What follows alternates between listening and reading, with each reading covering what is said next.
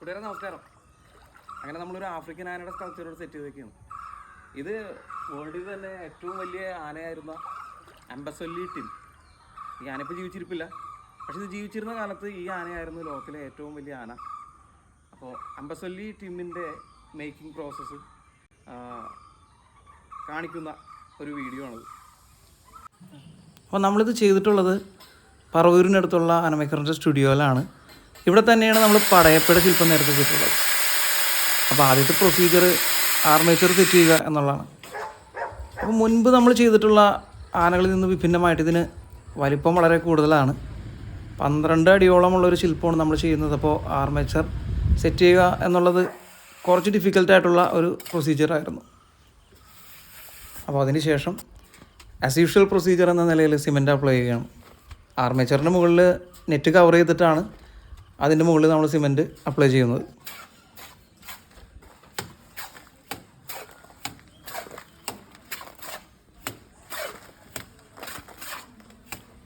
ഇവിടെ നമുക്ക് ആഫ്രിക്കൻ ആനയുടെ ഒരു ശില്പം ചെയ്യണമെന്നുള്ള ആഗ്രഹം വന്നപ്പോൾ ഫസ്റ്റ് എൻ്റെ മനസ്സിലോട്ട് വന്ന ഒരു ഇമേജ് ആംബസൊല്ലി ടീമിൻ്റേതാണ്.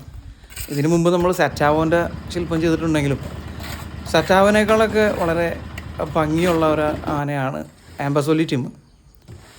യൂട്യൂബിലും ഗൂഗിളിലൊക്കെ സെർച്ച് ചെയ്തിട്ടുണ്ടെങ്കിൽ ആംബസൊല്ലി ടീമിൻ്റെ ഫോട്ടോസും വീഡിയോസും നിങ്ങൾക്ക് കാണാൻ കഴിയും. നമ്മുടെ നാട്ടിലെ പാമ്പാട് രാജനോട് ഉപമിക്കാവുന്ന തരത്തിലുള്ള ഒരു ആകാര ഭംഗിയും ഒരു മെസ്മറൈസിങ് ആയിട്ടുള്ള അപ്പിയറൻസുള്ള പെരുമുഖവും ഒക്കെ ആംബസൊല്ലി ടീമിനുണ്ട്.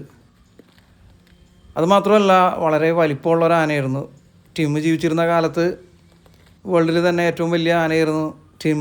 ഏറ്റവും വെയിറ്റുള്ള ആനയും കൊമ്പുകൾക്ക് നീളം കൂടിയ ആനയൊക്കെ ടീമായിരുന്നു.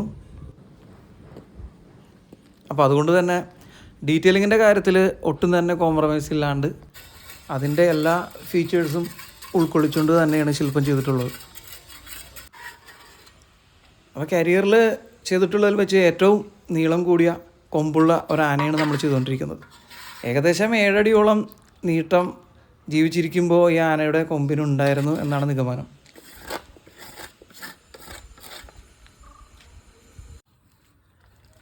അങ്ങനെ അടുത്ത ഡീറ്റെയിലിങ്സിലോട്ട് നമ്മൾ കടക്കുന്നു. ശരീരത്തിൻ്റെ വിവിധ ഭാഗങ്ങളിലോട്ട് നമ്മൾ ടെക്സ്ചർ വർക്കുകൾ ചെയ്തു തുടങ്ങുന്ന ഒരു സമയം. നമ്മുടെ നാടൻ ആനകളിൽ നിന്നും വളരെ വ്യത്യസ്തമായിട്ടുള്ള സ്കിൻ ടെക്സ്ചേഴ്സാണ് ആഫ്രിക്കൻ ആനയ്ക്കുള്ളത്. അപ്പോൾ അതുകൊണ്ട് തന്നെ സ്കിന്നിൻ്റെ വർക്ക് ഒരു പുതിയ ഒരു അനുഭവമായിരുന്നു. അപ്പോൾ ഈ വർക്കിൽ വലിയൊരു കോൺട്രിബ്യൂഷൻ നൽകിയിട്ടുള്ള കലാകാരനാണ് മനോജ് മോഹൻ. കഴിഞ്ഞ പടയപ്പയുടെ വർക്കിലും മനോജിൻ്റെ സംഭാവന വളരെ വലുതായിരുന്നു. നിങ്ങൾക്കറിയാം, നമ്മുടെ ആന നിർമ്മാണ രീതി ആനയുടെ എല്ലാ ആംഗിളിൽ നിന്നും പരമാവധി സ്റ്റഡി ചെയ്ത് അതിൻ്റെ എല്ലാ എസ്തെറ്റിക് ഫീച്ചേഴ്സും ഡീറ്റെയിൽഡായിട്ട് പഠിച്ചതിന് ശേഷമാണ് നമ്മൾ ചെയ്യുന്നത്. അപ്പോൾ ടിമ്മിൻ്റെ കാര്യത്തിലും പരമാവധി ഫോട്ടോസ് കളക്ട് ചെയ്തും അതിൻ്റെ വിവരങ്ങൾ റെഫർ ചെയ്തും അതിൻ്റെ വീഡിയോസ് കണ്ടു പഠിച്ചുമൊക്കെ തന്നെയാണ് നമ്മൾ ഈ ഒരു ശില്പം നിർമ്മിച്ചിട്ടുള്ളത്.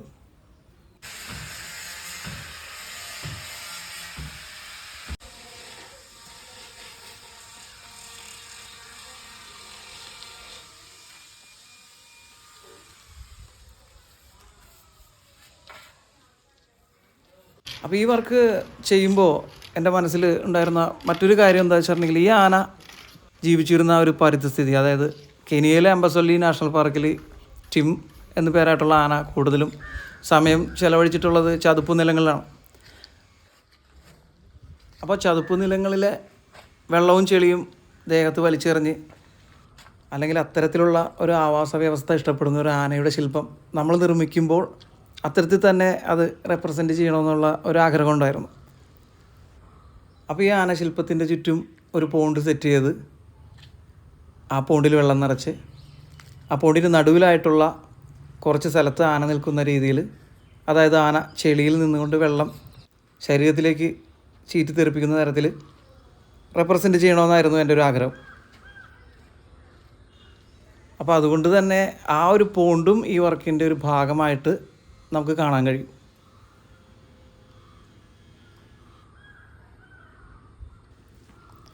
അങ്ങനെ ഡീറ്റെയിലിങ്സ് ഒക്കെ കഴിയുന്ന പക്ഷം നമ്മൾ പെയിൻറ്റിങ്ങിലോട്ട് കിടക്കുകയാണ്. അപ്പോൾ ഒരു വൈൽഡ് എലിഫൻറ്റിൻ്റെ സ്വതസിദ്ധമായിട്ടുള്ള നിറം, അതായത് ആന ചെളിയിൽ കുളിച്ചിരിക്കുന്ന ആ നിറം തന്നെയാണ് നമ്മൾ ഈ ആനയ്ക്ക് കൊടുത്തിട്ടുള്ളത്. നമ്മൾ അംബാസഡർ ടീമിൻ്റെ ഫോട്ടോസും വീഡിയോസും കാണുന്നത് ഈ ഒരു നിറത്തിൽ തന്നെയാണ്.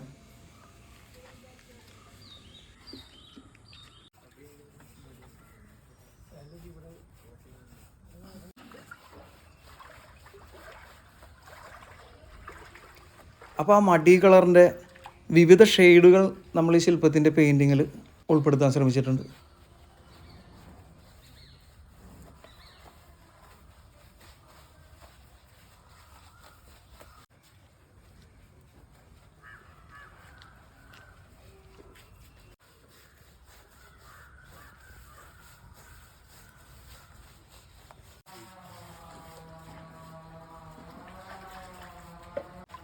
അപ്പോൾ ആന നിൽക്കുന്ന ആ ഫ്ലോറിൻ്റെ നിറം അത് ചതുപ്പ് നിലം എന്ന രീതിയിൽ റെപ്രസെൻ്റ് ചെയ്യണം എന്നുള്ള ആഗ്രഹത്താൽ അത് നമ്മൾ യഥാർത്ഥ ചെളി പോലെ തന്നെ തോന്നുന്ന വിധമാണ് അതിൻ്റെ പെയിൻറ്റിങ് നമ്മൾ ചെയ്തിട്ടുള്ളത്.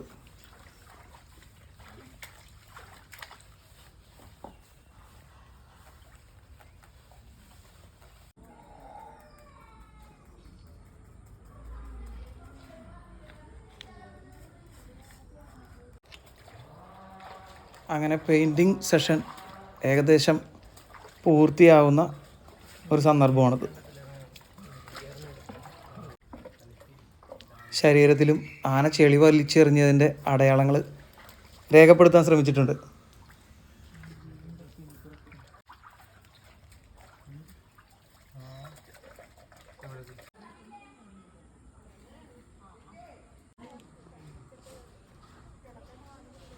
അങ്ങനെ പെയിൻറ്റിങ് പൂർത്തിയാവുന്നു. അപ്പോൾ ഒരു കലാകാരൻ എന്താണ് ആഗ്രഹിച്ചത് അത് സഫലീകരിച്ചു എന്ന് ബോധ്യപ്പെടുമ്പോൾ ഉണ്ടാകുന്നൊരു സന്തോഷം അത് വളരെ വലുതാണ്.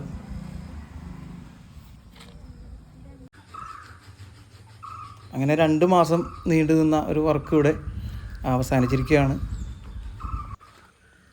അപ്പോൾ ഇവിടെ ഈ ആനശില്പത്തിൻ്റെ പ്രത്യേകത എന്താണെന്ന് വെച്ചിട്ടുണ്ടെങ്കിൽ അംബാസഡർ ടീം എന്ന് പേരായിട്ടുള്ള ആന ലോകത്തിൽ വളരെ പ്രശസ്തനായ ഒരു ആനയായിട്ട് കൂടി ഇതിൻ്റെ ഏക ശില്പം സ്ഥിതി ചെയ്യുന്നത് നമ്മുടെ ഈ പറവൂരിലുള്ള ആനമേക്കർ സ്റ്റുഡിയോയിലാണ്. അപ്പോൾ ഈ അംബാസഡർ ടീമിൻ്റെ ശില്പം നേരിട്ട് കാണണമെന്ന് ആഗ്രഹമുള്ള ആർക്ക് വേണമെങ്കിലും ഇവിടെ വന്നിട്ട് ഇത് നേരിട്ട് കാണാം. അപ്പോൾ പുതിയ ആന ശില്പവിശേഷങ്ങളുമായി നമുക്ക് വീണ്ടും കാണാം. അൻറ്റിൽ ദെൻ ബൈ.